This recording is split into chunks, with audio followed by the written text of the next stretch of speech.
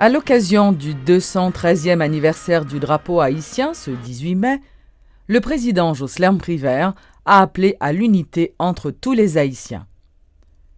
Engagé en bas drapeau pour nous reconstruire pays était le thème retenu pour cette 213e année de commémoration du bicolore. Le président provisoire a profité pour renouveler son engagement à mener à terme le processus électoral. Il a aussi affirmé que le dialogue interhaïtien prôné depuis plusieurs années par des acteurs de la classe politique et de la société civile sera initié dès la semaine prochaine.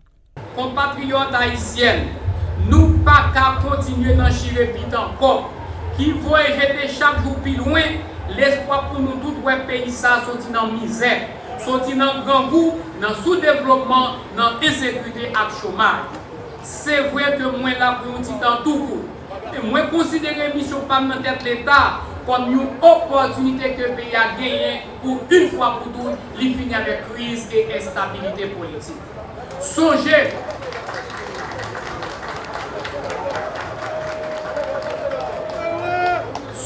que depuis novembre 2015, pour arriver dans février 2016, un pile candidat est fâché, peuple a dans la rue, caoutchouc t'a boulé tribobabo.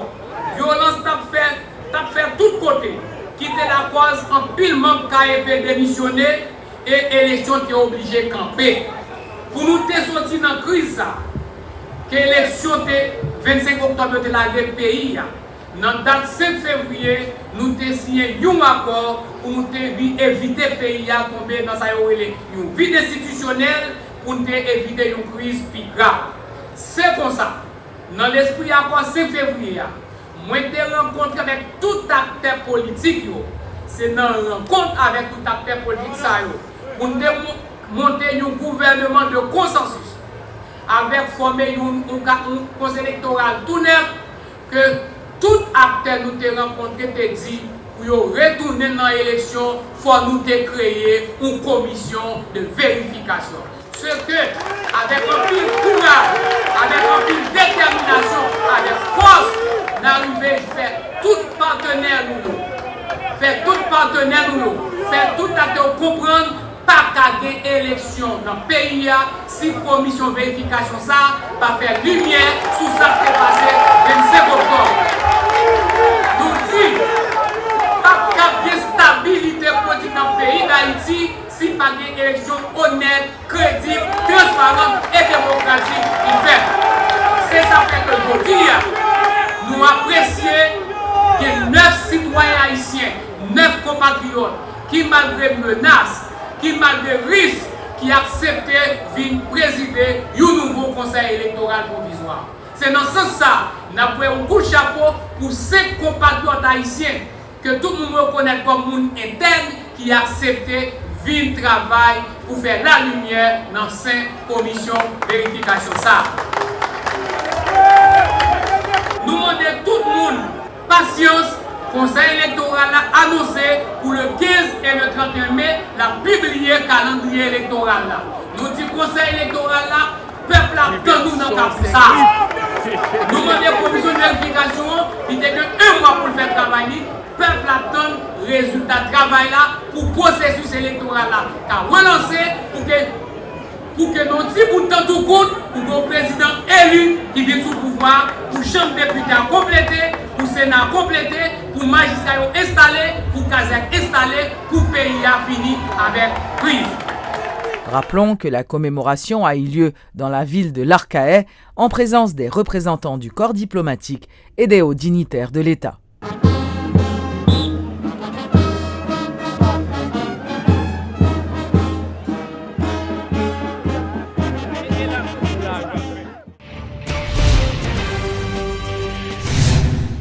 Le travail de la commission de vérification ne sera ni influencé ni dicté par une personnalité ou un quelconque secteur. C'est l'affirmation de Éric Gaillard, un des membres de la commission indépendante d'évaluation et de vérification électorale. Et toujours selon ses propos, cette structure est indépendante et son travail est purement technique.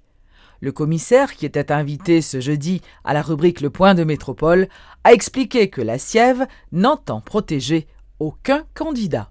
Le président Privert avait promis de laisser la commission indépendante de vérification fonctionner en toute autonomie et il semble avoir tenu sa promesse, du moins jusque-là. Selon Michel-Éric Gaillard, la commission n'a reçu aucun appel, que ce soit du chef de l'État ou de ses proches, depuis son installation. L'administrateur de la Sièvre confie également qu'aucun parti politique n'a tenté de manipuler ou de corrompre les commissaires qui, eux, ont promis de rester impartiaux. Le mot indépendant a été respecté jusqu'à présent. Nous faisons notre travail, il n'y a aucune influence externe pour nous forcer à dire ce qu'on ne doit pas dire. Les partis politiques, s'ils ont des appréhensions, ils viennent parler avec nous, nous écoutez. Et même message que nous avons la matin, c'est exactement... Mais pas quelqu'un qui fait une pression, menace sur nous, pas aucune menace qui fait. La commission indépendante d'évaluation et de vérification ne prendra pas parti et produira un rapport reflétant la réalité de ce qui s'est passé le 25 octobre dernier, indique Éric Gaillard. À ceux qui croient que la Sièvre est conditionnée à exclure un candidat de la course, ou encore à ceux qui se préparent à rejeter le rapport de la commission s'il n'est pas en leur faveur, Michel-Éric Gaillard rappelle que la commission a été créée pour résoudre une crise, pas pour l'aggraver. Nous, on ne regarde pas qui a gagné, qui n'a pas gagné. Est-ce que l'ordre va changer? Est-ce que l'ordre ne va pas changer? Si ça change, on va le dire. S'il y a de la fraude, on va le dire. Pour nous, ce n'est pas protéger un candidat. On a dit ça, c'est l'approche claire, ni essayer de changer l'ordre des choses. Mais nous allons dire ce qu'on a trouvé. Si lorsqu'on nous rentrons dans les données, et puis nous commençons à nous faire analyse, nous ordre, classement changé, nous avons dit, mais nous ne pas prêter là, nous avons dit pour qui ça a changé. Aujourd'hui encore, les techniciens sont à la phase de saisie des différents procès-verbaux fournis à la Sièvre par le CEP. Aucune analyse n'a été effectuée, affirme Michel-Éric Gaillard, pour démentir certaines rumeurs faisant état de cas de fraude déjà révélés. Le travail de la commission sera plus complexe que de simples analyses de procès-verbaux, assure l'administrateur de la Sièvre. En plus, on n'a pas les procès-verbaux. Non, ce n'est pas procès-verbaux qu'on a vérifié. Pas oublier que le procès-verbal, c'est une sorte de rapport final. Mais nous-mêmes, nous avons regardé qui s'est passé à l'intérieur du bureau. Donc, tout outil sensible qui était là, que c'est liste partielle, liste d'émargement, etc., tout mettez dans une enveloppe et les sceller, niveau dans centre tabulation. Et nous capturer toute information que nous joignons. Ce n'est pas procès-verbal là seulement. Nous prenons données, c'est comme si nous virions en 3 dimensions. C'est une sorte de CT scan qu'on a fait. 5 personnalités qui, en ce moment, ont en main l'avenir d'un processus électoral qui dure depuis trop longtemps, selon certains. Un sacrifice qu'ils ont décidé de faire au nom de la patrie sans être rémunérés, rappelle Éric Gaillard, qui souhaite quitter la commission avec une réputation intacte. Un pari osé pour cet ingénieur de calibre, eu égard à ce qu'on dit déjà de cette structure au niveau de la classe politique. Les plateformes politiques Réponse Paysans et Victoire ont dénoncé les accusations portées contre Guy Philippe. Le coordonnateur de Réponse Paysans, Fednel Monchéry, a qualifié de coup monté l'attaque perpétrée sur le commissariat des Cayes lundi dernier. D'autre part, il annonce que Réponse Paysans et Victoire continueront de manifester pour demander le second tour des élections. C'est un coup planifié dans le palais national pour raison ça. 1. Guy Philippe, c'est un candidat incontournable de la grandance. Guy Philippe, élu sénateur de la République, c'est une entrave là pour un ensemble de nègres qui échouent dans le département et qui ont même compte pour rendre avec pays et spécialement avec le département. Gagner même un plan de vengeance contre tout le monde qui était gourmet contre M. Privert en 2004 lorsque il était ministre intérieur. Tout le monde connaît dans qui ça, M. ça est impliqué. Troisièmement, Guy Philippe demandait pour que M. Privert quitte le pouvoir le 14 et le 13 juin parce que le mandat fini. Dans la position Guy Philippe prend pour renforcer, encourager les gens à voter, il choisit de marcher avec Nèg Banan. Donc dans ce sens, pour 4 points, ça y est. Élection dans la grandance que a perdu, Guy a gagné. Venger Guy Philippe pour l'histoire 2004.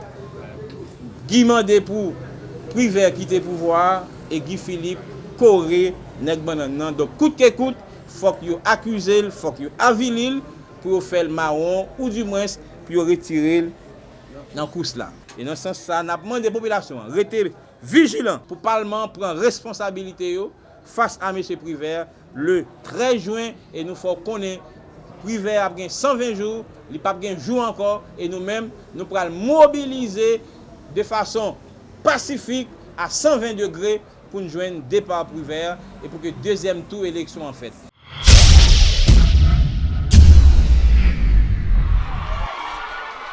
Des ouvriers du textile ont à nouveau perturbé le travail au parc industriel métropolitain de Port-au-Prince. Travaillant dans les manufactures de sous-traitance, ces employés ont organisé un mouvement de protestation pour exiger des autorités la publication de l'arrêté fixant le salaire minimum à 300 gourdes. Une fois de plus, les ouvriers de la Société nationale des parcs industriels à Port-au-Prince ont observé un arrêt de travail ce jeudi matin pour continuer à exiger des autorités la publication de l'arrêté relatif aux recommandations du Conseil supérieur des salaires fixant à 300 gourdes le salaire minimum pour les ouvriers travaillant au niveau du secteur de la sous-traitance et de l'assemblage notamment. Visiblement très remontés, les protestataires menacent d'intensifier leur mouvement jusqu'à ce que leurs revendications soient satisfaites.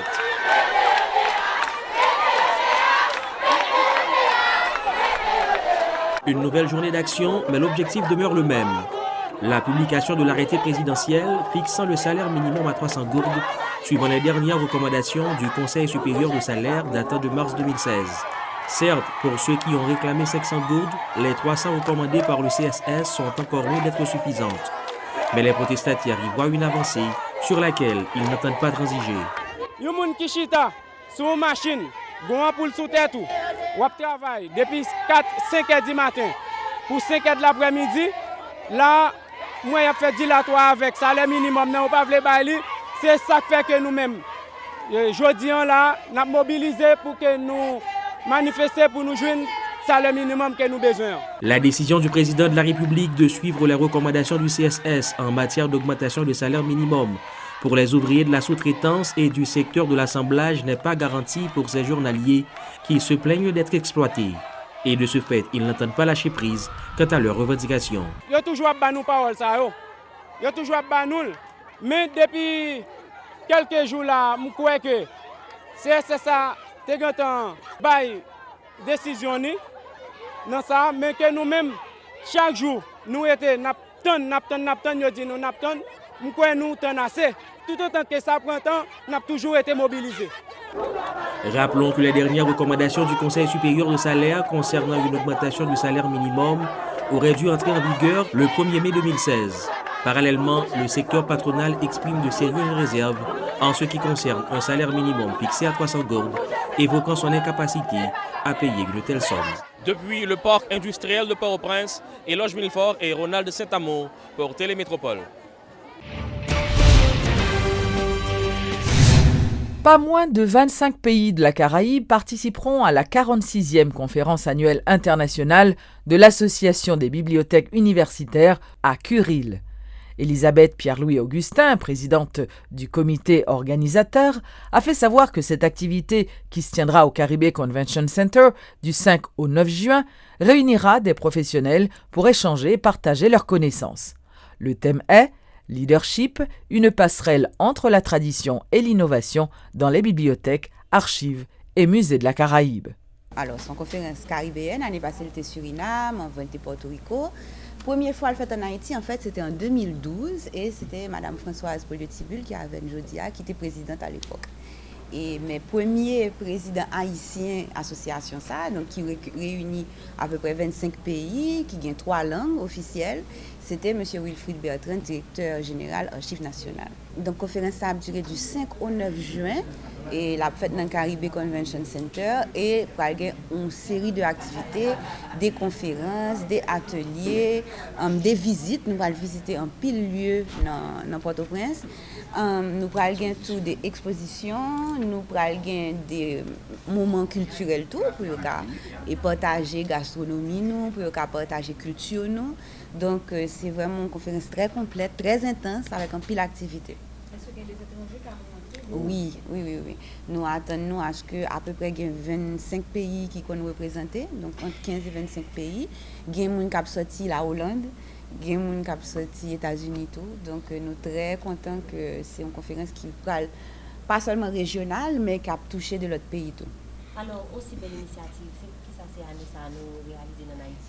Non, l'IFED dans plusieurs pays caraïbes. Donc, dépendamment, c'est un pays différent. L'année passée, c'était Suriname, avant, c'était Porto Rico, Bahamas, Jamaïque, donc Caracas. Il fait plusieurs pays, mais effectivement, c'est en 2012, première fois que il fait en Haïti. Et là, c'est la deuxième fois la fête en 46 ans. Donc, c'est un gros événement lié pour nous. Nous sommes très fiers de ça.